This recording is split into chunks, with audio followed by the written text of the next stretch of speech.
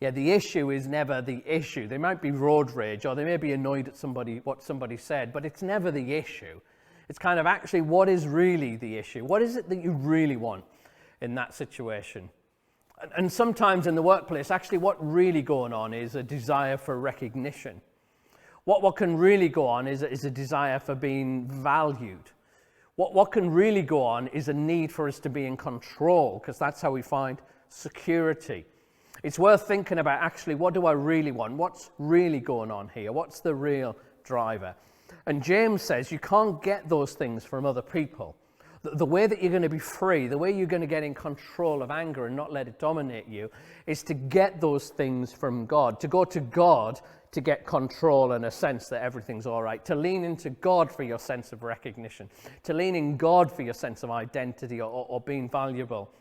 If you were watching the message Q&A this week, and we release that each week on YouTube, you'll heard me answering the question that we got about suppressing negative emotions. And I was talking about the idea, for anger can be an issue for me at home. And one of the issues, I could have angry interacting with my children around kind of chores and things in the house. And as I've reflected on my own anger, this is what I've discovered, that I do lots of things for my kids around the house.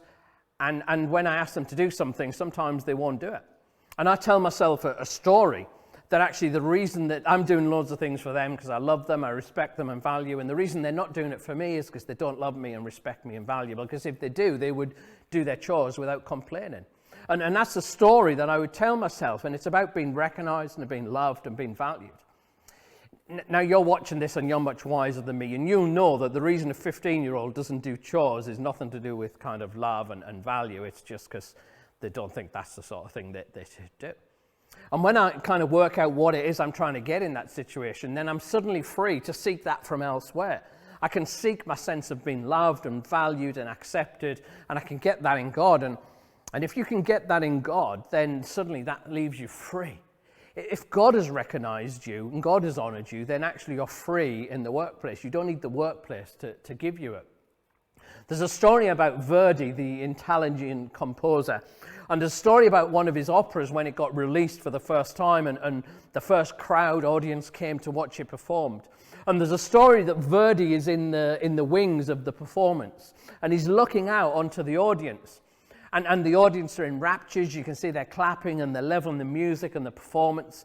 And the stagehand comes next to him and says, "You must be delighted with the response."